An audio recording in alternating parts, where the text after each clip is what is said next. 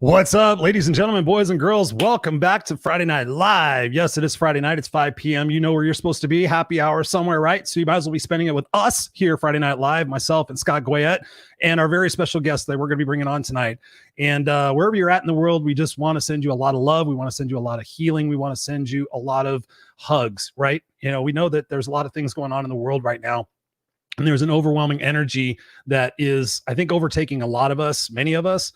That's going on. So just on behalf of myself, we just want to send you guys a lot of love, and we have a great show for you tonight. Good evening, Susan. So great to see you. Good evening, Bridget. Nice to see you from Germany. Thank you guys so much for being here. We're gonna have a fun show. I just found out some really interesting information. And we're just going to share it with you live here on the air. I mean, that's the way we do it. I mean, you guys know my show is called Raw and Unscripted. And I do that for a reason, because I just want to bring you the shit as it happens, right? I just don't want to hide anything from you guys, and we just have a great time. So hugs from Pennsylvania. Good to see you, Trisha. Thank you so much. So you guys know about 23andMe, right? 23andMe, the genealogy thing. Well, I did mine. My wife bought it for me as a present, and I did it. When did I do it? 2 years ago. I think she bought it for me a Christmas present. And if you know my backstory, it's kind of crazy. I really don't know who my biological father is. So when I did it, I knew that I would be placed inside this, genealogy map saying, okay, who is this person that has DNA related to us? I knew that was going to be a problem, potentially. Hello, Darlene. So great to see you. So great to see you. Thank you so much for being here. So, we lost our guest. My guest disappeared. So anyways, I don't know what else to say, but I'm just going to bring on, my brother from another mother, and I'll let him tell you the story. Guys, what's up, Marky Rausch? Dude, bro, you have no idea, man. Like, this is really a special time for me, because the fact that we're brothers, it's I'm glad that we're meeting this way first, because we're in front of your family, and that's important to me. And I'll tell you, for years, I thought I had a brother. For years, I just had this weird feeling. I used to walk through Harvard Square, and I park my car and I go to the library and stuff. And I knew for sure I had a brother. And when I found out through 23andMe, dude, it was sick. I mean, seriously, it was straight up sick. And I'm going to cry, bro. I'm going to cry. Please do. Please do. Here. A little bit inside right now. It's weird, because I feel like I'm looking at myself when I see you. You know what I'm saying? It's like, yeah, I don't know if you have any tattoos, but one of the tattoos I got, I'd always think of, like, if I had a brother, it says, "What doesn't kill me makes me stronger." I got it on my arm. Really? Yeah, because that's how I live. That's how you live. Mm-hmm. Really? Nothing. If it doesn't kill me, it makes me stronger. Dude, you are so inspirational. I mean, I can't even believe this, but I have the same tattoo. Shut up. Yeah. Are you kidding me? What doesn't kill you will make me kill you later. No, what doesn't kill me will make. Yeah, it's wow. No, I mean, it's so great to meet you like this. I mean, Marky, it's Maki. Yeah, Maki. It's got a AR, so it's like a Marky. Yeah. East Coast, West Coast, Maki and Chris. Mm-hmm. East Coast, West Coast, like Nanu or something like that. There you go. I just can't make there we go. It's like that. East Coast, West Coast. I just know Maki and Chris. I just know the Mork and Orson thing. Nanu Shazbot. I got that one too. Yeah, I got that one too. Or, since it's an adult show, Scissor Sisters. Fair enough. Fair enough. What's going on, you guys? Can you believe this? This is a crazy situation. We got goosebumps in the audience. Darlene saying, "Oh my God, goosebumps is going on." Well, Marky, you look phenomenal. I'm so grateful for you to be here. So tell me about your life. What was your life growing up like? Dude, it wasn't easy. You know what I'm saying? Like, because you got to work. That's why I got tattoos like this. You just got to go through it. I'll tell you, one of the things I think when I was growing up is I was always taught to believe. I met this woman once. She gave me this band. It says "Believe" right here, and her name's Patricia Gagagoch. I met her up in right near Harvard. Actually, it's Porter Square. It's right down the road. I met her at a conference there, and super cool lady, and really connected, really well connected. And she gave me that, and I, kind of makes me think of my childhood, because she let me know that I need to believe. I do that often. Yeah. Where's that landed you in life? Well, I was hoping maybe I could get a job with you, like that Scott dude that you do the stuff with. I mean, he's not like related to you or nothing. So I was thinking, I don't know, maybe you and me could do like a show or something. Like maybe, I don't want to jump the gun. Do you know what I'm saying? I don't want to jump the gun. Man, I'm open to it, man. I mean, we're just connecting here right now. We're just kind of figuring things out. So yeah, I mean, of course, I want to embrace you as my brother and be able to do stuff. I mean, what would we call? What are some of the titles of the show we would call it? Oh, probably just like Cool Bros or something. Cool Bros. Cool. I want to give a shout out to Dunks, by the way. Dunks. Boston. This is what's been fueling me all day. Dunks. Dunkin' Donuts from Boston. Nice. You guys don't have that out in California. What's really in there, Marky? Oh, dude, I just drink the coffee. I get cream and sugar. I do it regular because that's how we do it up in Boston. We get regular's cream and sugar. Regular. You know, Scott's from Boston too. Are you shitting me? No, I'm shutting up. Not you're my favorite turd. Wow. Yeah. Maybe I know him. Killing me. What is this? We shouldn't be killing people. I don't want to kill people. I'm so glad you're watching this. This is being recorded, so this is for the future. This is the unification of the Rausch brothers. We wanted to bring you a little light and levity, but realistically, we have a special guest with us tonight. He's one of our return guests. Please welcome Mr. Actor, writer, director, producer, speaker, Chris Warner. What's up, Chris? Chris Warner. What's up, Rausch brothers? It's good to see you. We're gonna get you a bandana here in a second. Yeah, right. Yeah. He told me we were getting Matt Damon, but I like these apples better. Just to be honest. These apples better, huh? Oh yeah. Oh yeah. Nice. So what's going on, Mr. Warner? How are you doing? I'm doing good, brother. I'm doing good. I'm back in my home state, back in my hometown right now. Gonna be a best man in my buddy's wedding tomorrow. So getting a lot of things done, running around kind of like a chicken with your head cut off. But just a few short hours and he'll be hitched. So yeah. Did you try to talk him out of it? What's that?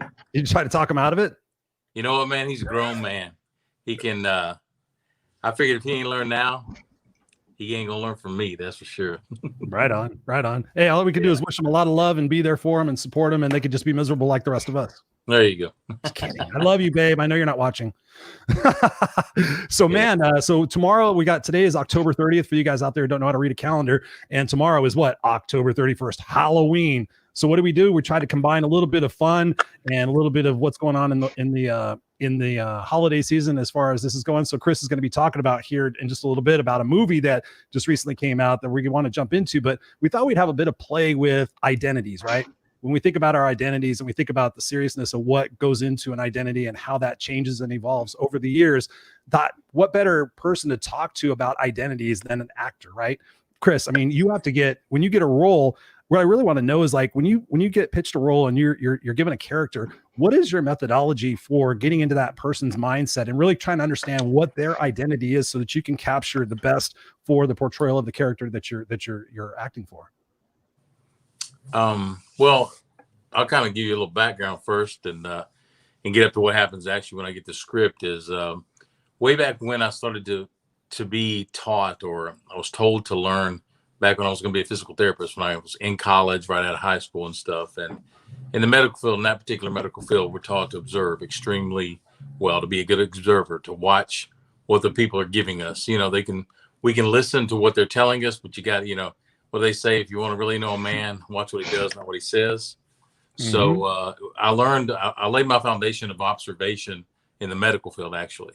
And then when I became an actor professionally and started pursuing this, that's another thing that you're taught maybe on the fringe by coaches, a lot of coaches.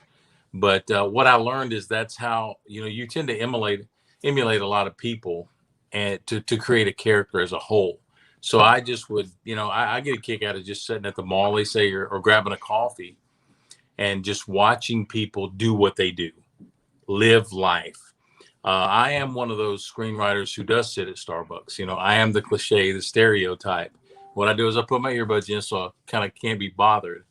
But if I'm stuck at something, whether it's studying a character to write or studying a character to act, I actually just stop and I watch people. And sometimes I get caught. They're like, hey, man, what are you staring at? And I tell the truth. I'm like, I'm staring at you, man, tell you the truth. And I kind of go into an explanation of the process of what I'm doing. You know, hey, I'm doing this, I'm doing that. And so the biggest thing I've learned is you can go to acting class after acting class after acting class, and you can learn things like how to learn your lines better, how to hit a mark, how to do what I learned to be called an independent activity while you're acting. Hey, can you make a sandwich while you talk about this scene?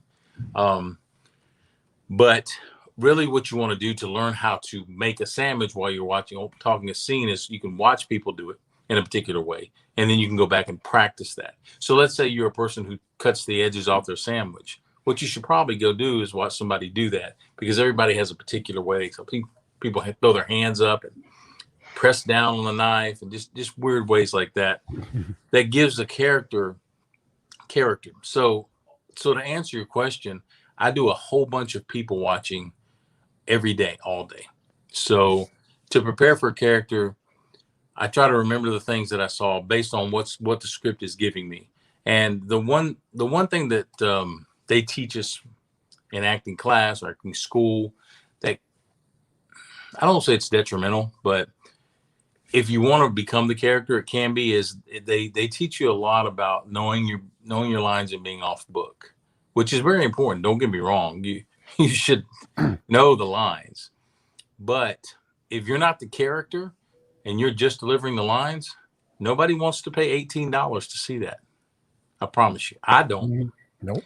So the first thing I do when I get a script is I read it once over, and I open my spirit to hear the character speak to me.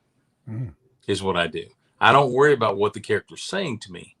I try to hear the spirit of the character speak to me. I'll learn the lines. I can do that. I've developed technique after technique, or built upon the technique that I learned to get the lines down. And if you let the spirit of the character speak to you, the lines should come out naturally. You shouldn't have to worry about what they're saying. And a lot of times nowadays, a lot of writer directors will actually let the dog off the chain, meaning they're not as concerned about every word they wrote, every comma they put in there. They want the spirit of the character to speak to the audience. So I don't know, I went off on a tangent there, gave you a whole bunch of background, but that's kind of how I start to develop a character initially. Is I'm always working every day, watching almost everybody I see in public doing something that's odd or unique, or like, that might be interesting for a character down the road. So that's cool. That's insightful. I like that. I like the fact that you go and watch people organically in their own situations and everything. Marky, what have you had to do to get prepared to be in character for anything? So it's a great question you got there, Chris. And a little story, it's a true story. I was out in California a while back, and I got to meet Mr. Al Pacino. And this was a few years back, true story. And he's got a much younger girlfriend. And I said, why are you with somebody who's this much older? You know, why? And she goes, it's amazing because every single day he's a different guy because he's different. I can't stand that character. I can't think and do this. I'm trying to, it's a real story, so I'm trying to tell it. All right, I'll come back to normal. I can't make the sandwich. You can't even do your job. It's too much. You can't even do your job. You can't even act. That's all right. Paybacks, motherfucker. I'm coming back. That's fine. I want payback. So seriously, we're out in California. We were right near the airport at that Sheridan right there, and we went in and we got to meet Al Pacino. And it was the coolest thing. And we're talking to his much younger girlfriend, and she goes, I'll be honest with you, when he is in character, it better not be Scarface or whatever at that moment, because that's him. And she said that he fully is engulfed in that. It's actually much, much, much story of my life, much younger girlfriend. But yeah, that's the case. So are you seeing that too, Chris? Because you've got to really just own it. And he owned it. He really owned it. Oh yeah, man. I mean, to give you a little story here, one cool thing that happened today too, the good Lord is blessing me this week, is I found out today that the initial teaser for Willy's Wonderland, the movie I shot with Nick Cage back in February, released today. I wasn't aware that it was going to, but back when I got an opportunity to audition for this, inside story is a good buddy of mine that I actually was in a SEAL team movie with 10 years ago, Jeremy Davis, produced this movie. And he gave me a shout and he said, hey man, would you be willing to read for Jed Love? I mean, of course, absolutely. It's a character I play. And he sent me the script. I read it. And I said, you know, what do you want me to do? And he goes, well, dude, you know, kind of do whatever. And then he kind of gave me multiple notes along the way. Well, pick this scene and do half of this one, and you know, and it kind of went like that. And then I was looking at the scene again, listening to the spirit of the character, and then I went to the actual description, and I took hold of three things. It said he was greasy. It said he was backwoods. He was, you know, and it said he chewed on a meat stick. So I took those three anchors and I latched onto them. And then as I pieced my wardrobe together, I looked in the mirror and I was dressed. I'm like, well, he said greasy. So I'm looking around. I'm like, so I took some old school polish, the hard kind, black, and I just put it all over me. And I went and bought meat sticks, and I broke one open. And as soon as I looked in the mirror, there was Jed Love. I mean, instantly he possessed me. Wow. I mean, that might be the strongest connection to a character I've had yet, man. It was instant. I mean, it almost spooked me out. And so I stepped around the doorway from the bathroom to my wife. She's at the computer, and I said, hey, and she looked over. And when my wife knows that, the way to put it, my wife knows I did something good, the way I put it, like I'm authentic. And she starts to giggle, cry. That's her thing with me. And she's like, oh my God. Like, she had read the character too. And she's my touchstone, you know, my sounding board. And there was Jed Love. He was born instantly right there. And so back to what you said, Scott, is if I don't, the moment I became the character you said was the moment I decided to put that grease on. I decided to become greasy. Mm-hmm. I didn't put grease on me or shoe polish. I believed I was greasy, and it emanated from me, if that made sense, when I looked at myself in the mirror. So yeah, it's a matter of becoming what that is, not acting. That's such a great point, Chris. That's such a great point, and thank you for sharing that, because when I think about that, my first thought was like, okay, that's super cool, and it like came to you, but then I was starting to realize, how can we who are not actors in our life use that same principle to become the people that we want to become? But before we kind of get into that, I just wanted to kind of scale back just for the people that are showing up here. I just want to say hello and good evening to everybody just for a second. You guys could take a drink. Let's see, Susan, Thomas, what's up, Thomas? Our fellow brother is over here. The Feel the Power of the Fritz. Thomas just like rode all over the Helen creation on his motorcycle. I'm so jealous. Yeah. Nice. Larry, what's up, Larry? Good to see you. Thomas says you're looking too cool, brother. Mom says I thought that he looked familiar. Yeah, you said rated G too. That's funny. I'm not rated G. David McCaskill says we love you, Chris Warner. We love you. Randy Chaffee's in the group. Robert Broker, good to see you tonight. Good to see you, Susan. Thank you guys so much for being here. We really appreciate you guys being here. And as always, you know, ask us questions, engage with us. But one of the things when I was thinking about this show, guys, was like identity. And we've been talking a lot about defining what it is that we're talking about. What is your perspective on what identity really is and what comprises it? Marky Rausch. I like watching. So I'll do it in Scott voice, because I can't do two. I can't chew gum and walk at the same time. That was too hard for me. So what is identity? I mean, again, that's something that we've built over time, and we've talked about this quite a bit, Chris. It's something that's built for us on many levels. You know, you go to school, you emulate what your parents are doing. I mean, we're born helpless. You know, we're a being that's born helpless. So that initial identity that's given to us, we have two choices. We can allow that story to just become exactly who we are, or what Chris just said is, in a moment notice, in one moment, you can rub some grease in your face and grab a meat stick, and you can literally shift and decide to create a new story and a new identity. That's not just acting, that's real life. And that's where I think a lot of us miss it. So the minute that you kind of wake up from that consistent day-to-day, like this is just the way it's supposed to be because somebody else told me so, once you say, you know what, I want to make a shift, whether it's rubbing grease in your face, saying, I'm going to make a change. I'm not going to drink anymore. I'm going to be a different person. I'm going to go to school. I'm going to make my dreams come true. The minute you commit to that and you look in the mirror, you have the ability to, and Chris, you say it all the time, Christopher, you do that, you know, quick switch, just one little mindset, one shift. Yep. The minute you do that one little shift, you have that full capacity to become a new character and write a new story. And that's something that I don't know that a lot of people understand. And that's why we wanted to have Chris Warner on here today, is to talk about that, because some people might think that's just acting. There's no such thing. acting is real life. What you're doing is you're making a shift from the moment to become that. Yeah. And we can do the exact same thing in our real lives. Beautifully said, man. What do you think, Chris?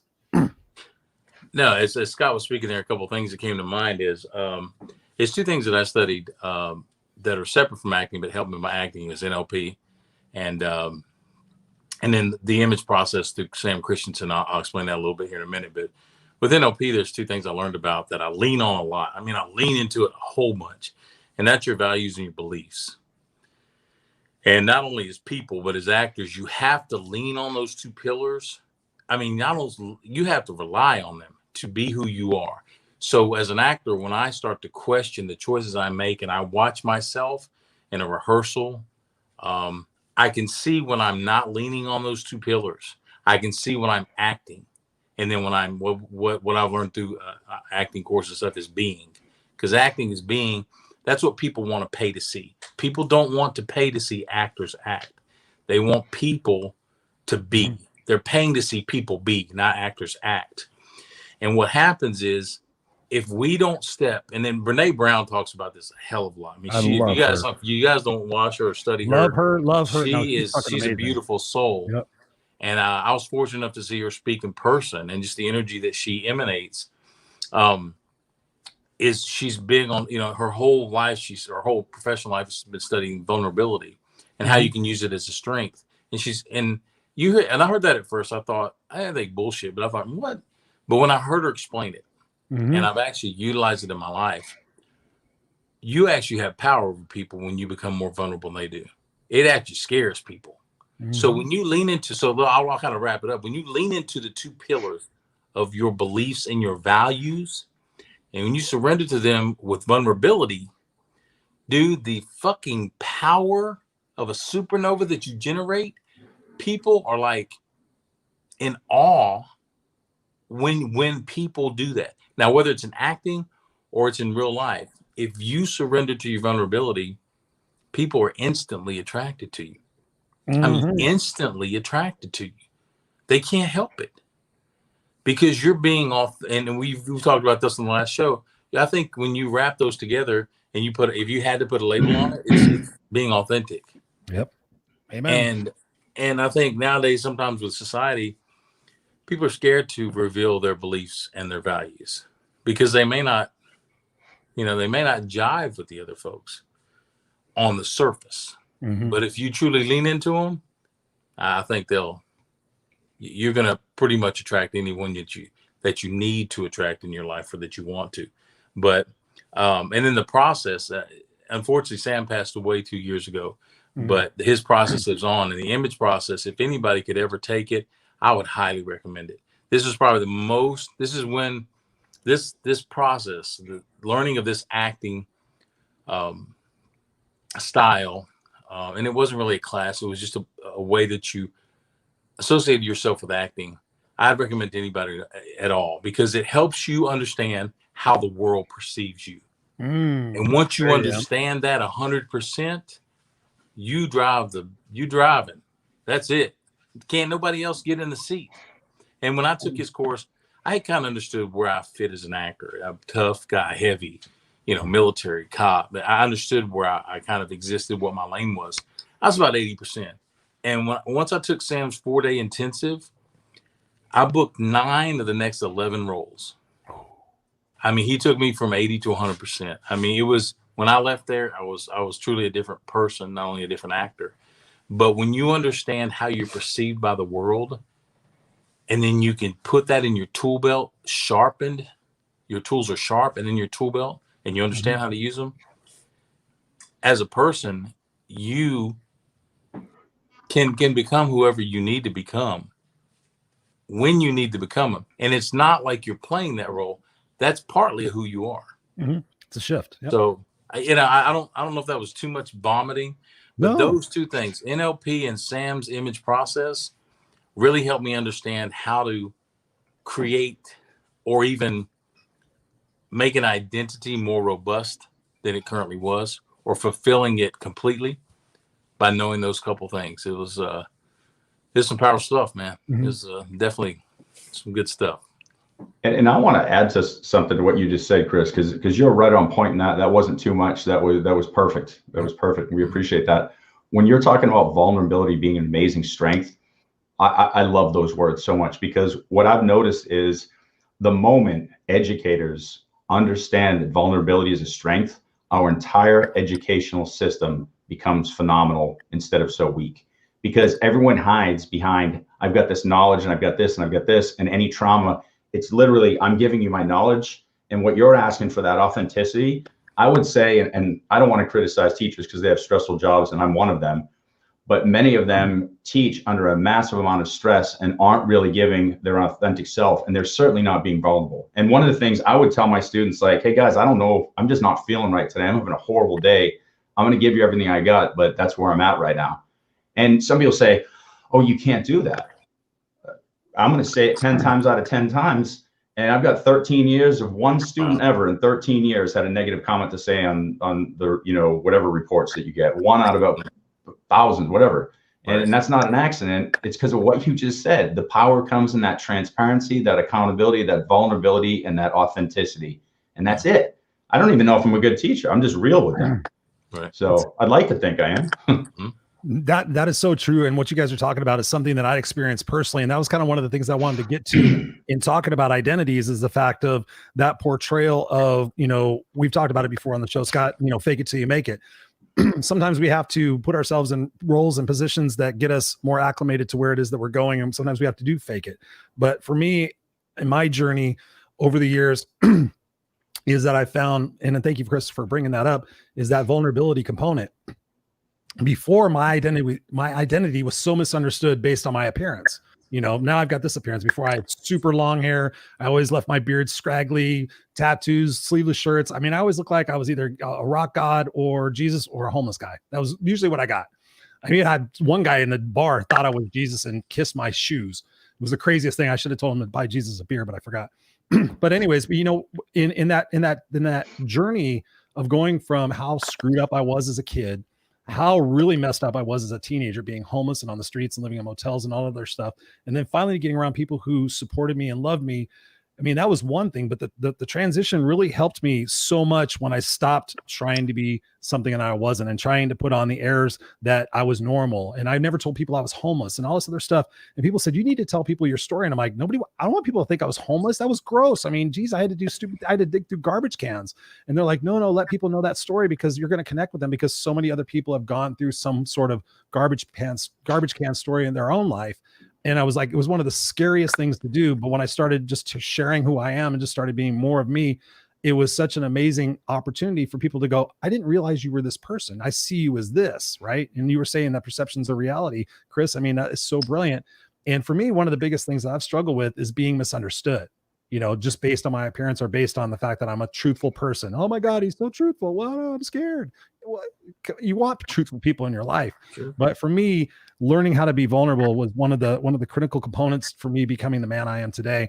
What was that process for you guys? You know, going through being, I mean, we're tough guys, you know, we've all told stories. I know that we're all super tough, but what was that vulnerability component for you guys where you kind of like, okay, I'm still strong. I still kick your ass. I can still wear pink, but I'm going to let people know how I really am. What was that for you, Chris? You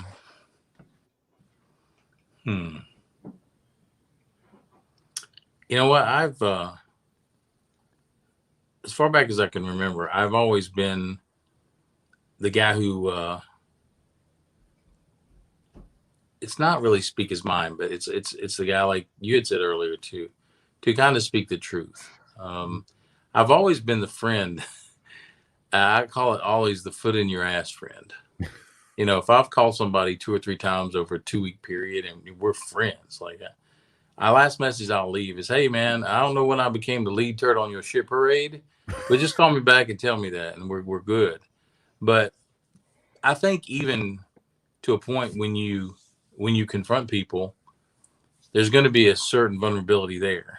Because I remember when I was a kid, and even when I was a big guy, when I hit 6th grade, I grew 6 inches in the school year. And I went from being the average size guy to, they called me Bigfoot in 6th grade at the school that I went to. But I was still a little kid inside. So probably up until I was probably a young adult, I was still that guy. I was still a guy that tended to be somewhat of a doormat. Like, you know, my size helped me. People usually didn't try to pick on me or pick at me, but if they did, I was kind of, hey man, hey, you know, come on, you know, I'm cool, we're cool. And then as I grew into adulthood and a younger adult, I saw that, how can I put this? I don't want to say selective with my vulnerability, but I learned I didn't have to show that to everyone. Mm. And it was probably for self-preservation, for lack of a better way to put it. But there was only a short amount of time, if you're talking about a lifetime, that I actually had to do that. Because once I chose to be a professional artist, then my outlet became that. So then I could utilize my vulnerability whenever I wanted to. And it was never questioned by society. And what's crazy is once I did that, I didn't give a fuck what society thought about my vulnerability. Mm-hmm. So it was a short time where maybe I did tussle with it, some as an adult, through a transition. But I would say probably 5 to 7 years. And then the change just disappeared. They fell off. They just kind of turned to dust with having to keep my vulnerability on a chain.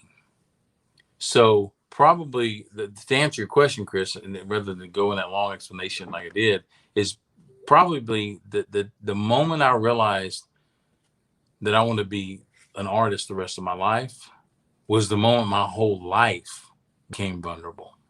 Mm. I mean, I don't care to tell anybody all the shit I had to go through right now, but I tell it with such an honesty, and I tell it with the belief that everybody I'm telling to has probably had worse happen to them. So I used to kind of go like, you gonna judge me? Really? But now it's almost like, hey man, there ain't no reason to judge me. You know, it's almost like, you know, like, oh shit, yeah, I do know. Yeah. So now it's a power, as I put earlier, that I can use to grow a fan base. I mean, because they relate to me, mm-hmm. you know, and I think one of my super special powers is to see a dude my size, looking the way I do, sound the way I do, but becoming extremely emotionally vulnerable to you. I mean, that makes people, it makes them feel weird initially, maybe some of them, but initially it's an attractive power that mm-hmm. people fall to. So I think, to answer your question, Chris, it's probably the moment that I became a professional artist. And then over time, but I can't give you a specific thing, but I know that now I could be vulnerable with anybody, and love it. Not bad an eye, to tell you the truth now. So I love you. What about you, brother? So I was, that's right, I'm your brother. I was, you know, I'm listening to Chris, and you know, I love the fact that you're talking about selective vulnerability, because I think that's a process that we have to go through, because there's situations, especially being a guy in a patriarchy society, that like man's defined by not showing that vulnerability. So there's a time where you have to say, I'm not going to give my all to be that. But there's one thing I think the three of us do. I mean, there's no question. Like, we've never met each other in person. You and I were supposed to today, Chris. We were supposed to eat barbecue. I did eat barbecue without you, and it was really good barbecue. I'm sure you did too. So, yeah. But one of the things that I was thinking about is, when you're thinking about that vulnerability, I think it's important to initially, like we said, be selective. But the other thing I was really visualizing when we're talking is, there's something to do with eye contact in that vulnerability. Because I'm listening to, when we're kids, and when, you know, we say people get picked on, and you don't want to be vulnerable because you think you're gonna get picked on. One thing I notice is, it's a confidence thing. Once you're confident enough to know, hey, I'm part of this world, I'm important, I matter, and you can look people in the eyes, that's when that vulnerability becomes something that we can all have. Just visualize it. Who are the kids getting picked on? Very, very rarely is a guy getting picked on looking you in the eyes. Very rarely. I'm trying to think, like, I was watching you talk and picturing you speak, and I'm thinking to myself, those people that scared the hell out of you, that older kid or that scary guy, if you really just looked him in the eyes, that's kind of when you could literally, like you said, you can take a situation, you'd be like, hey bro, we don't need to be doing this. And you could literally probably take that down, but Right. we didn't know that power. We didn't know that vulnerability. We didn't know how to do it. You either look away and then they bully, or you just throw a punch. Like there's no in between. So to answer that question, I think it was a process, exactly like you said, of selective vulnerability. And I think what it's come to now is when we understand oneness, we're all suffering, we're all in this world together. Once you start looking people in the eye and just saying, I'm a human being like you, it's really hard to not see vulnerability as a strength. Really hard. It is. Even looking like this. I got to say, you look amazing. You really do. Thank You you. look beautiful. I mean, you look really, really good. I got to help you with the hat and the bandana, but Well, my daughter did this for me. so what was this? My daughter Saxon, she did this for me. Saxon. I'm just kidding. I'm just saying Oh you my got a kid, God. Jackson. I'm telling you. And did you see this, Chris? Real quick, I just want to show you. I went all out. Yeah, I know. I was like trying to wonder why it was over here. Because I did my best. Huh? Moving. I did my best. See, mine's real. Yeah. Mine's legit. It's a real guitar pick. Is it? Yeah. Let's see you play the guitar. It's not even tuned, but I could do something. Go for it.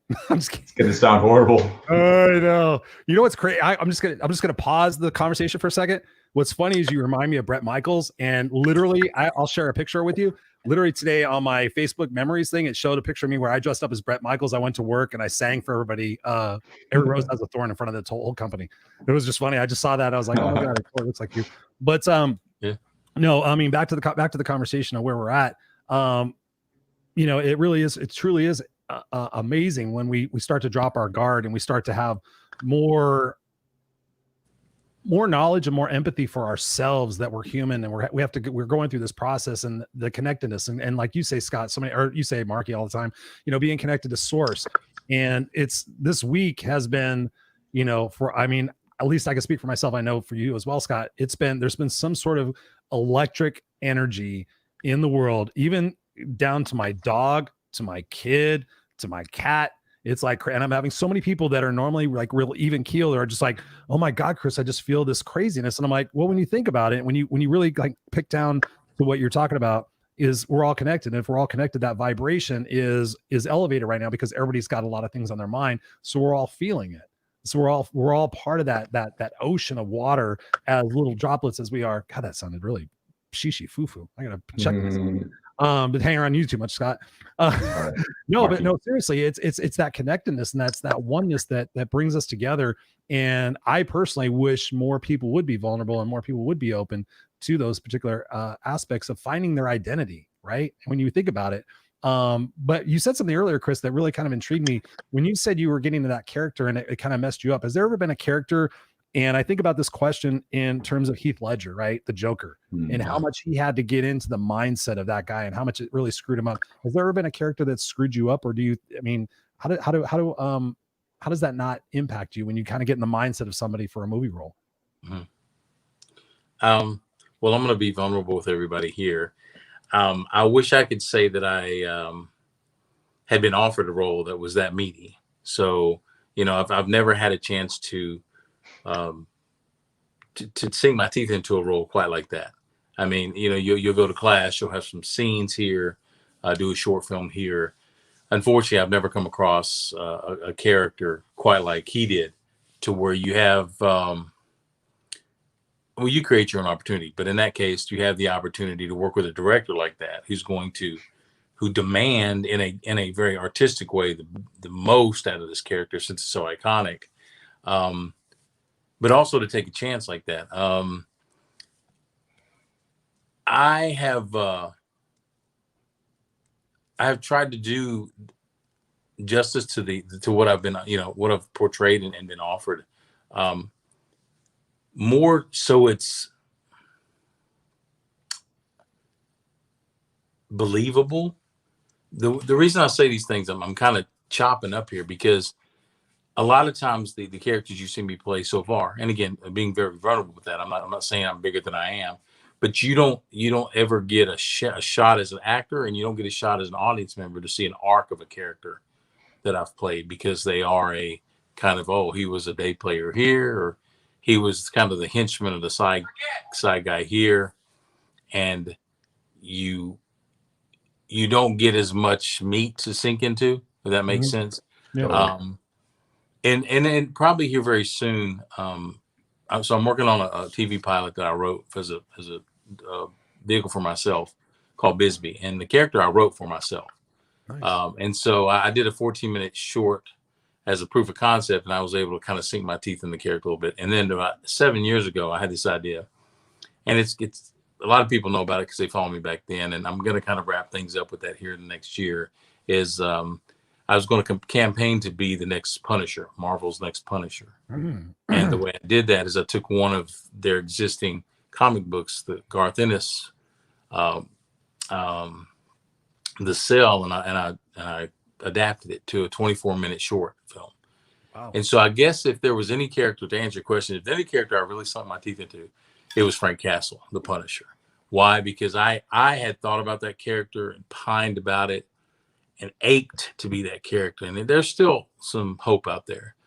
But the reason I have is because, one, I can relate to Frank Castle a little bit. My values and my beliefs on a couple of things kind of relate to him. But as far as how long it took me just to get that 24 minutes made, plus the amount of time it's been since I made it 6 years ago, that character I probably sunk my teeth into more than anything, even more than the one that I wrote for myself, because what I did with that short and what I did with the one that I wrote for myself, I had more meat on the bone to chew into there. So, and then, so it's just a side note on that, Chris. A lot of times when you see somebody play a character very well, you're like, damn, I like so-and-so. Or it wasn't amazing, but God, I really like, so-and-so on this character. A lot of times people get cast because they hold a lot of the values and the beliefs and things that character does. I mean, that's so people think, oh, okay, you're an actor and you're you're light by day, but you're dark by the character, meaning you're the sunshine in your life, but that character is darkness. No, that's not. I don't know how many people would cast that way, because good casting directors and good directors can see what's coming through the room authentically. And so most of us are cast in kind of how we walk the planet ourselves. Now, you amp those things up, you amp certain things up about a character, but a lot of what that character is already lives in you somewhere. A lot of times all you have to do is, I talk about, sink your teeth into the meat. All you gotta do is just clench down a little harder, because you already got your teeth in the meat, so to speak. So I don't know if that answered your question, but within the next 12 months, you guys will see the Punisher, Chris Warner's version of the Punisher. I love it. You'll see, baby, bring it. and whether Marvel ever here's my name or sends me a cease and desist letter and tells me to take that fan film down or whatever it is,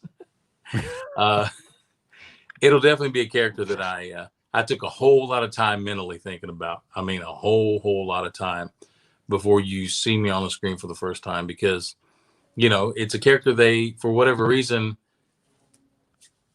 they keep missing the mark with him. He's been made 4 different times, and you just can't make him Tony Stark yet. But I think he could be Tony. I think for the people who like the Punisher, if you put the right guy in those shoes, you could have a franchise. So, anyways, nice. No, thank I you. love it. Question, Mr. Scott? I agree. I think one of the things too, if you guys want to jump into how that pertains into the real world, one of the things that I was hearing is, if you take your mission and your vision statement in your life, which you were just talking about, what were the words you used? And again, you were talking about, I had them and then I lost them. The 2 words that you were saying as far as beliefs and values. Beliefs and values. Yeah. Beliefs and values. So if you take that beliefs and values core, I think it's no different than if you wrote a mission and a vision statement. If that is in sync with what you want to become, you can become anything. And so it's much the same thing. Like I'm always telling my students this, if we just take a vision and a mission that has, your whys plus your anticipated trajectory of how you're going to get there. So the mission would be the purpose, the why, and then the vision is really just how to get there. Take that identity can be manipulated once these things are concrete. But until these things are concrete, no different than playing a character, it's always going to be a mess. They have to be played out together. So I've got a solid vision, a solid mission, this identity now is ready to roll. And I'm hearing the exact same thing from you that I'm teaching my students is in acting. You come in with a certain belief structure and they're tight, and a casting director gets that, they're going to hire you because they see that you're going to be able to play this role. You amplify it, you clench down, you're nailing it. This is the exact same thing in life, which is so beautiful to see that literally, like you said, take a great acting class, learn these things. These are really things that you can use in real life. Same thing with sports. There's so many lessons that we can bring in, and they're the same lessons in our real existence as our, you know, our trades and our crafts and things that we might just do for fun or for money. So it's pretty cool. No, that's a great point. That's a great point. Also, I mean, it all ties in together. I mean, that's the topic of identities, is to be able to figure out what the parameters are of that. And mostly, I mean, just really just live your life authentically and congruently with, like you said, your mission, your values, your belief, your vision every day. You know, wake up and live in your legacy that you want to live. That's what I've been helping a lot of people this week. They're like so frantic. I'm like, what do you want me to be remembered for? Like, I want to be remembered for these 3 things. Okay, well then make sure you're doing those 3 things this week. Make sure in every moment that you're doing them, that you're doing those 3 things with your kids, with your family, with your online presence, with whatever you're doing, whatever those 3 things you want to be remembered for, make sure you're doing them in every action, and you're not letting yourself go, you know, crazy with shit that you can't control. I mean, that's one of the things that sticks in my mind about this conversation. But one of the things I also wanted to get into is your new role, writer's block. Talk to us about that role and what it took for you to get into that, and about the movie overall. Cool, man. Yeah, I had a buddy. I got a buddy actually in Austin, Brent Smiga. I was fortunate enough we were friends a long time before that, and we were actually in Machete together. We were in the same scene, which was kind of cool. And he actually choked me out while a guy blew my head off. But that's you guys are still friends. That's awesome. Yeah. So a couple 3 years ago, I get this text, or I get this Facebook message from a guy named Craig Nye, and Craig is actually the lead character in Writer's Block.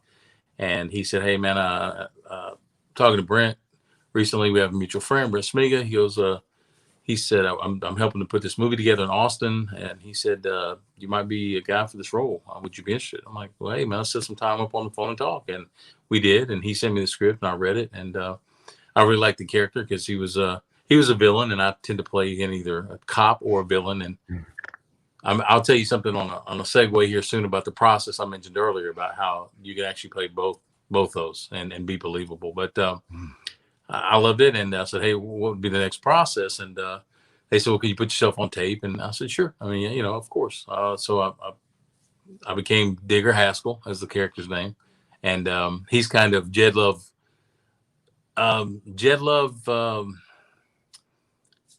Polished Jed Love. So let's put it that way. They may be relatives, but he's kind of city version of Jed Love. But even though they were born in the same place, so to speak. But anyways, so I sent the tape in, and they said, "Yeah, let's do this, man." They liked what they saw, and so I connected them with my agent in Austin. And shoot, I don't know how long ago it was. Maybe within a month, I was back in Austin, and we started shooting. Took us, I think I was there a couple of weeks, shot it. And it was written and directed by Jeff Kerr and Ray Spivey. They're high school buddies who got together later in life and just started writing. Hey, let's write some screenplays. So they took some courses, some extension courses, stuff like that, and they just started writing. And they said they kind of put fillers out on what it would take to raise money for it. And it's like, wow, okay. They said, "Well, why don't we just raise some money ourselves and shoot it ourselves?" So they did. They raised some money. And then they end up directing it themselves and producing it themselves, and all with Austin, Austin talent, Austin crew, had it edited there, and it was shot in and around Austin, and it's kind of a dramatic thriller. It's definitely very apropos releasing it in and around Hollywood because, Halloween. There we go. Let me spit it out. And it's definitely got more tense, again, thriller moments than it does blood. It's got a little blood and stuff like that in it, but it'll definitely kind of keep you guessing all the way to the end. And that's, what makes it a smart write, in my opinion. And it's just it was great to get back to Austin, because I lived in Austin 11 years. I was raised in Central Texas, and I lived in Austin 11 years and started my professional career in Austin before I moved to Los Angeles.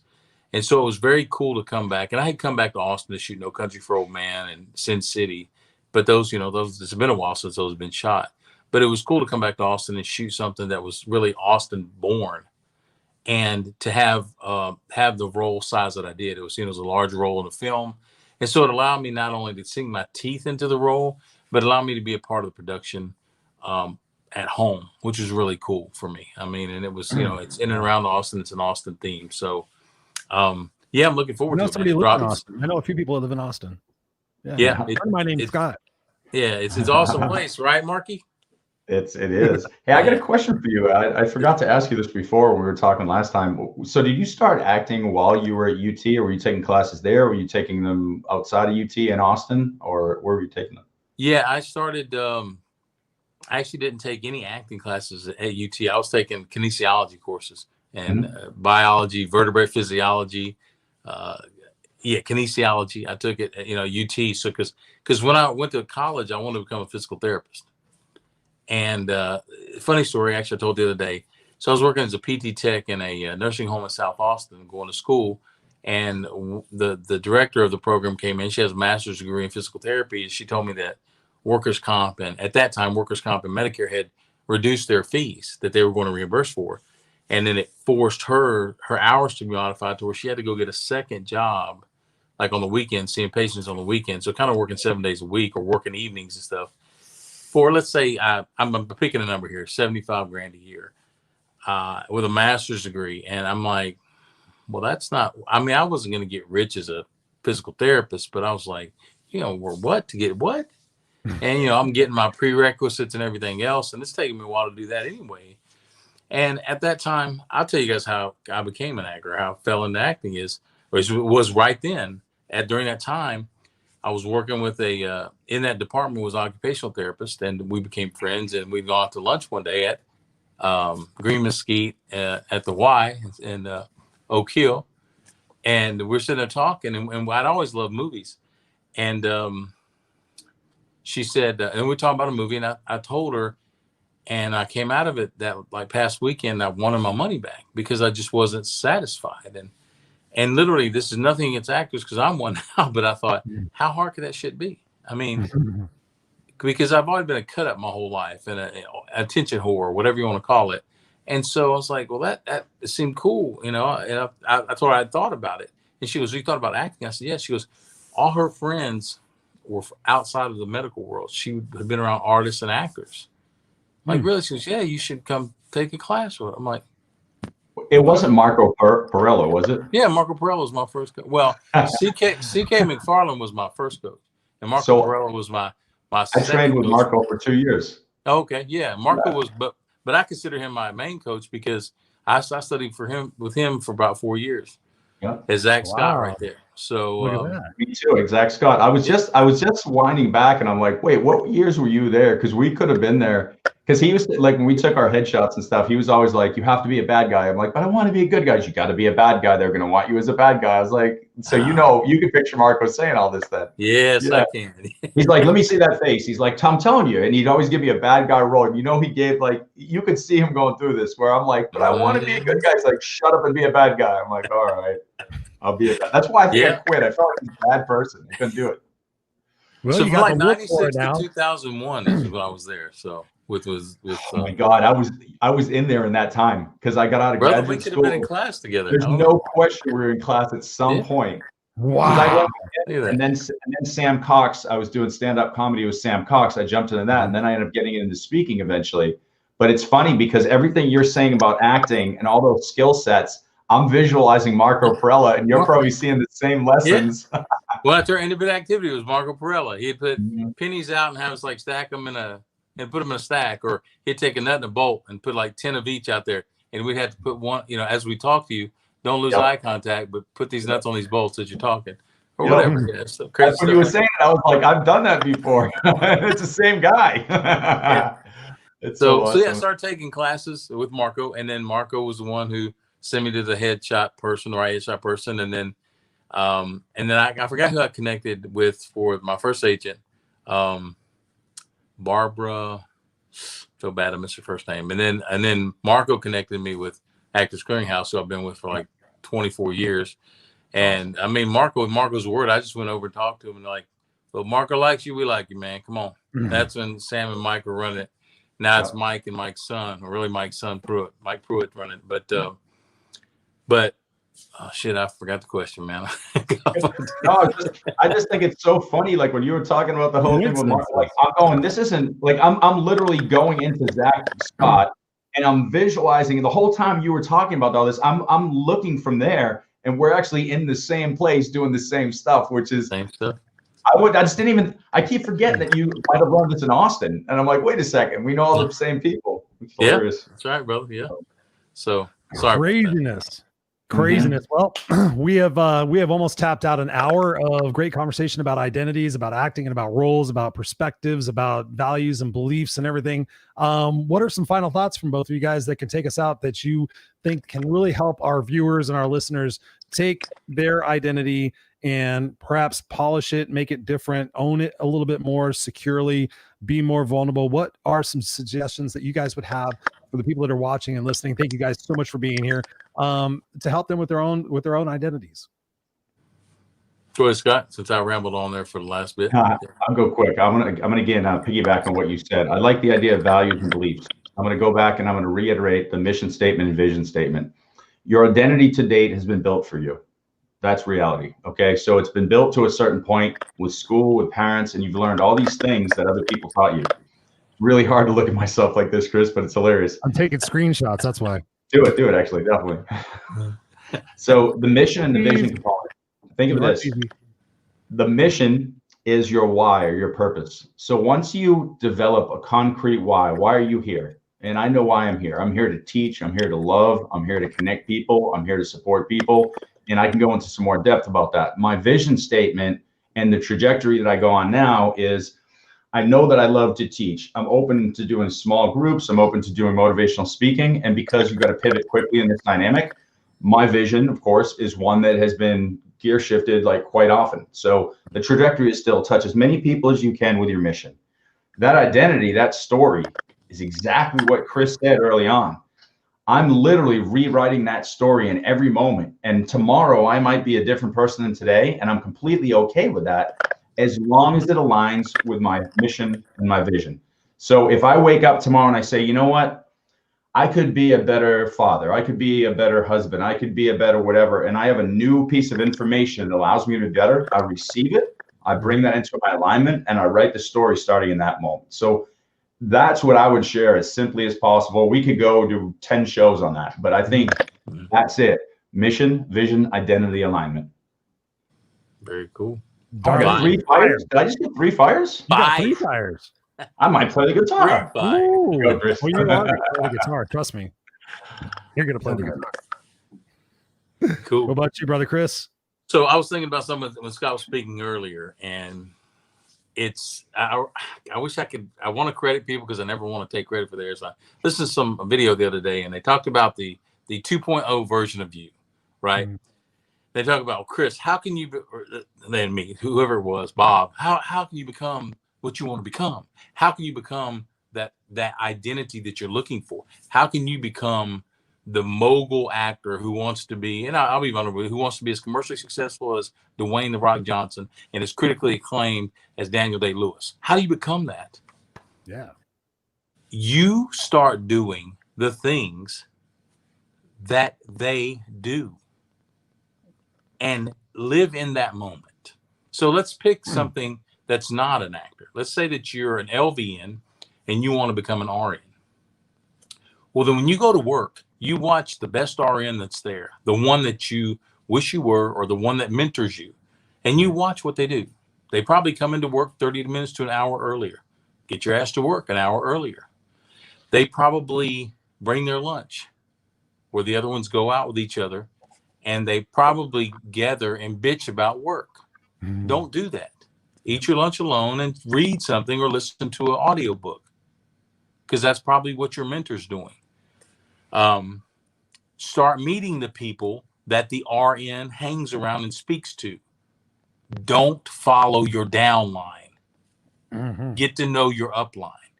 My point being is start taking action toward the things that the 2.0 of you do. And that's not my point. That's the point I heard, but it makes sense. Start taking the actions that they're already doing. So Chris Warner, the mogul in Hollywood, starts producing his own stuff, which he's done. Starts writing his own stuff, which he's done. I got a boost, and I'll be vulnerable with you. The other day, submitted my pilot to a screenplay contest and got to the quarterfinals, which was nice to see. At that point, I can promise you, I knew in my heart of hearts I was a good writer, but it never had been, validated. Not that, and I don't mean validated like good job, Chris. Just the industry had never validated me, and now the industry did, and now that gives me one more energy pack in my ass to be like, hey, bro, you deserve to be here more than anybody else. And that's what I would hope that LVN believes about being an RN, about what that mechanic believes of being about that garage owner. Well, I can't own this place. I know more than the guy who owns this place. Start acting like the person you want to be. It may be at a smaller level. I got you. What if you want to play guitar like Eddie Van Halen? Well, first you got to just play the fucking guitar, man. Play the guitar like you know how to play. And feel like Eddie Van Halen or your version of Eddie Van Halen while you're playing it. And someday, some kid will look at you like you're Eddie Van Halen, like you looked at Eddie Van Halen. So you can be that thing you want to be now. You just might not be at the level that you want to be at right now. But you can live it. You can live it and know that you did the best you did with it right now. My wife and I get in this, and I'll leave it at this. My wife and I get in this shit all the time because some days I have off days. Just like Scott said, some days you're not going to get the best Chris Warner that exists on an audition. But I'm going to give you all I got, all I have in my tank today. That's what you're getting. I'm not going to do 100 takes to see if I can get them the best take.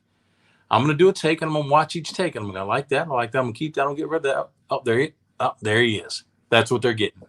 Because that's what a professional does. They do the best they can with the time allotted, and they move the fuck on. That's it. Mic drop. See, mic drop, mic drop. Love it. Let's see you do that, Marky. Let me see your mic. You got a mic? guys, seriously, in all seriousness, I mean, we've had a lot of fun tonight, but we've also dropped a lot of truth bombs and really, I think that what we've done is we've shared the inside of our souls with people who are watching and listening. And I think that's a beautiful thing. I know that's a beautiful thing. I don't even think it. I know it's a beautiful thing. Like we said before, that vulnerability component that you brought up, Chris, and talking about Brene Brown. I mean, I can't tell you, dude, I listened to Brene Brown's, she did a 5-day workshop. I listened to Audible on that. I gobbled everything up about her because I was like, oh my God, it's okay to be real. It's actually really good to be real. So I appreciate you guys for bringing that up, and I love you, Marky. You're amazing. I want you back on the show. We're gonna do something. But I think for right now, I think I just want you to take us out with a song. Every rose has its thorn. Yes, it does. And ladies and gentlemen. So we want, of course, we want to thank all the amazing people who have been here: Serena Buffalino, Susan Hamill, Bridget, Kim Friedman Goyette. What the heck? What's going on? We know who she is. Robert Broker, thank you so much, dude. Seriously, you have so many comments in here. I would love to bring them up. I'm trying to find the one that I was finding earlier, but your comments are always dope and really appreciated. Who else do we have in here? Oh, you look great with eyebrows. I didn't even see that. Yeah, there. Some of the eyebrows. That's an interesting thing. I love how he said, "Meet Digger Haskell." That's him. Digger Haskell. Hey, so Chris, where can people get a hold of the movie? Where can people get a hold of you? Continue the conversation and just get more Chris Warner. Very cool. As far as the movie's concerned, if you go to writersblock2019.com, writersblock2019.com, it'll give you all the information on how to download and where you can find it streaming. I know you can pre-order it right now, but it officially drops Tuesday, November 3rd. As far as check out a chance if you can. I'll put it on my Facebook and on my socials. Actually, it's already there. If you go and look at the socials as well, as far as the new teaser for Willy's Wonderland, that should be popping and dropping sometime in 2021. That's a Nick Cage movie I was in as well. So there it is, brother. writersblock19.com. Check it out. I think you guys will really enjoy it. Watch to the very end because you won't know. Guess what we're watching tomorrow night? Yep. The end of that show. No, we're watching that. Yeah, definitely. I told my wife I was going to watch it before this, and I was like, nah, I want to be the Halloween show. That'd be fun. Yeah. So I'll That'll give be you guys fun. an inside note here. One more inside note on the writer's block, and Ray and Jeff thought this was funny. Is I'm a diehard Longhorn. You know, I went to University of Texas. I bleed burnt orange. Digger Haskell's an Aggie, and that's yeah, exactly. What's an Aggie? So we can't talk about it. We can't talk about it. Is that a fucking pie? Is that one of those mommy's pies or whatever? It's a bad thing. You Boston mommy's pies. Yeah, it's the biggest rival. It's our arch rival. And is that like there's another school in Texas that doesn't really mean anything to anybody. They do stuff with cows. I don't know. Doesn't make sense. But yeah, it's kind of funny. I had to channel my inner Longhorn to be an Aggie. That's kind of what I did. Yeah. But wait a second. There's no way your values and beliefs were aligned there. We have to have another show on this. I'm confused now. You're like, hey, you just blew everything up. We just screwed the whole thing up. All right, we'll get back. We'll do another show. Now, there we go. We have to have another show. We'll do another show, and I'll dress up. No, I'm just kidding. There you go. I don't like dressing up. So, Robert, this is what comment I wanted to catch. It was, if you could see the person you want to be in your mind, you can step into that person and become that person. Yes, Robert, thank you so much. That was definitely what I was trying to get at. I love you guys both. I'm going to take us out here for a second. Stay backstage. And Marky, you have been amazing. Uh-oh. I'm going to do, I don't think this thing, no, see, it's not even, I got my wife set this up while I was getting, it's been sitting in our garage. I got to actually tune it. We'll just get it back to where it was. All right. You guys rock. I love you both. I love you both. Wow, ladies and gentlemen, boys and girls, look at that crap. I mean, we have so many amazing comments. You guys are freaking so awesome. We appreciate you guys so much. The Kick-Ass Nation, the Go Love Now Nation, and the future.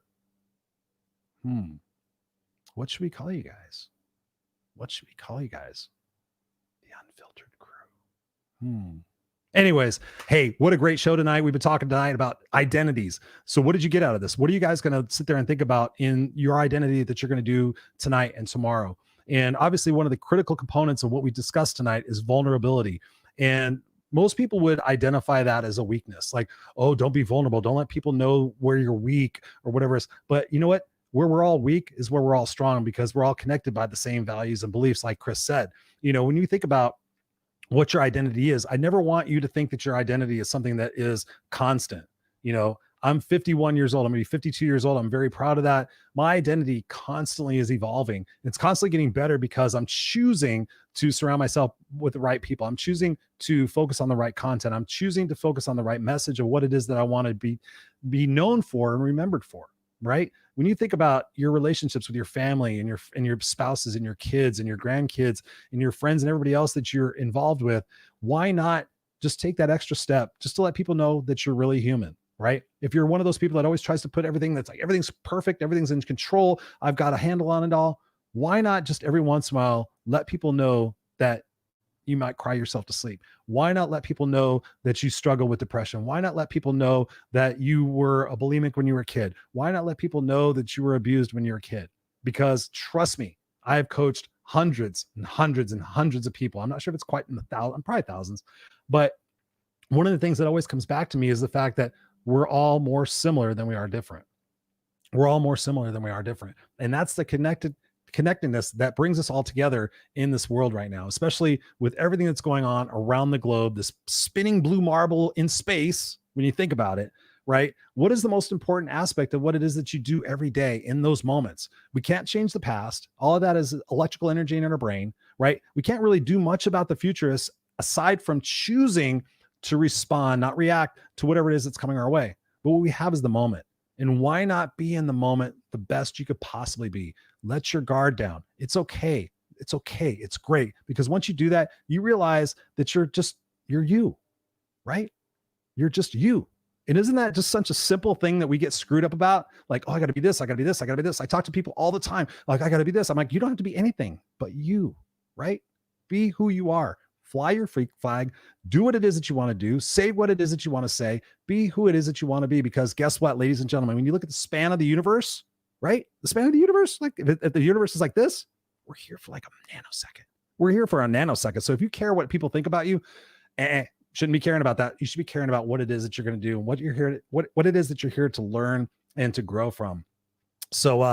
So anyways, yes, I love your guys' comments. We appreciate you so much. We love you so much. And there are some great things coming up very, very soon about the Friday Night Live. We're going to be announcing that very soon. So we love you, and just make sure you have a great weekend. Be in the moment with your kids, especially make it the best Halloween that you possibly can. There's a lot of shit going on right now. Let's make it for our kids. Let's dress up. Let's have as much fun as we possibly can with each other. Let's tell each other we love each other. Let's tell everybody what it is that we need to say, because you never know when tomorrow is going to be gone, right? We love you guys. We will see you on the next broadcast.